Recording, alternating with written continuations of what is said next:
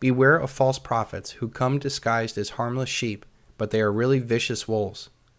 You can identify them by their fruit, that is, by the way they act.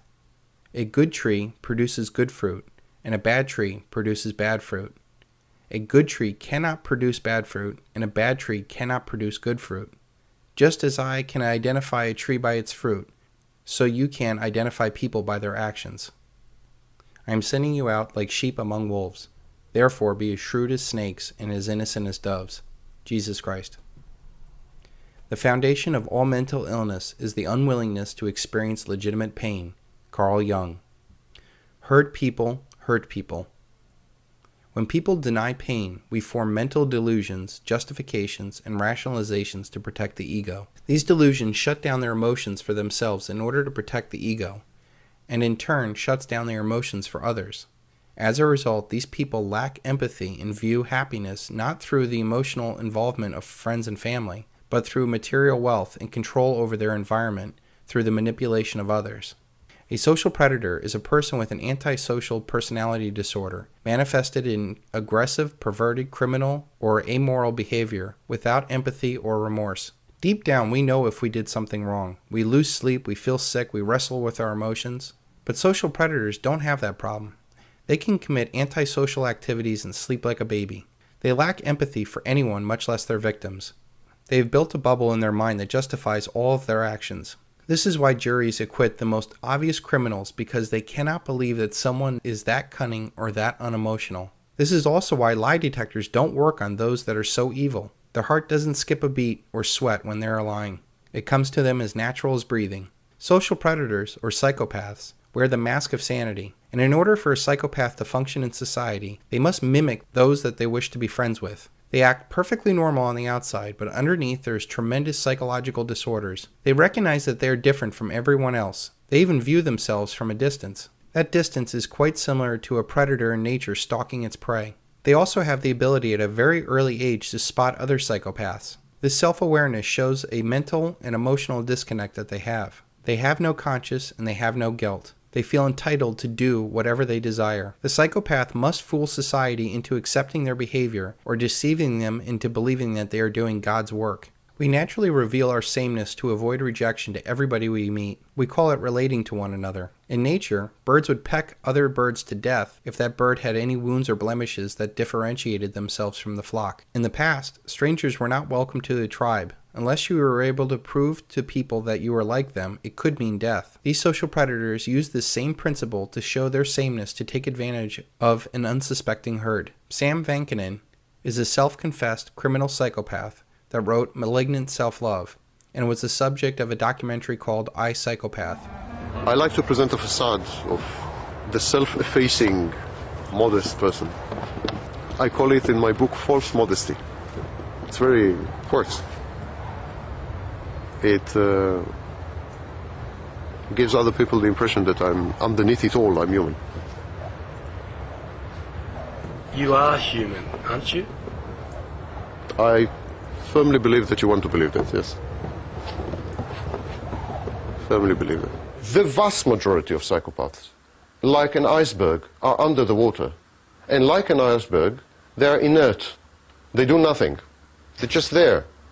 They torment their spouse by being unempathic, but they don't beat her or kill her. They bully co-workers, but they don't burn the office. You know, they are not dramatic. They are pernicious. Most psychopaths are subtle. They are more like poison than a knife. And they are more like slow-working poison than cyanide. How do you identify these psychopaths?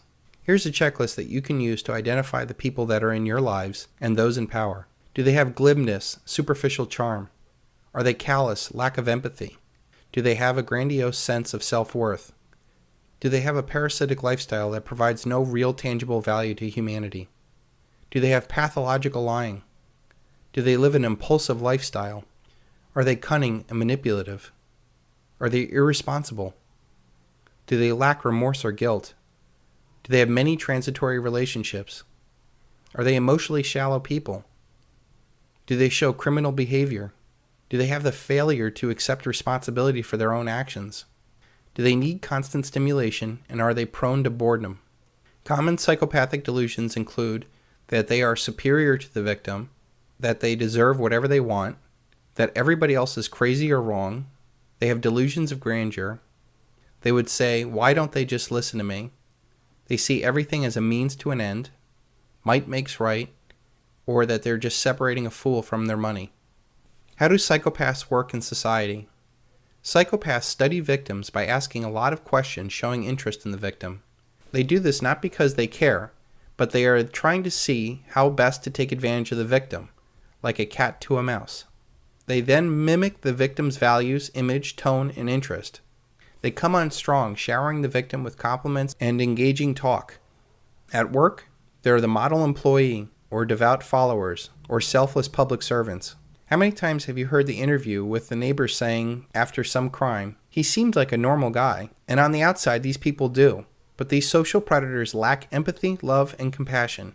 They seek only self-gratification and see others as a mean to that gratification. Once their reputation is established with the victim, and they had studied the power structure, it is time to divide and conquer. They will isolate the victim from friends and family. Once they are an item, the roles switch to cut-downs to keep their victim insecure and unstable. They have mood swings from, they love you and they can't live without you, to, you're not the person I fell in love with, back to love.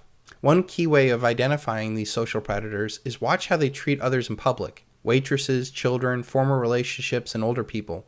If these people do not serve a purpose in the social predator's life, they will most likely treat them in a very unflattering way. In organizations, they seek to cause chaos, pitting one group against another. There they will seek to be the middleman that brings peace.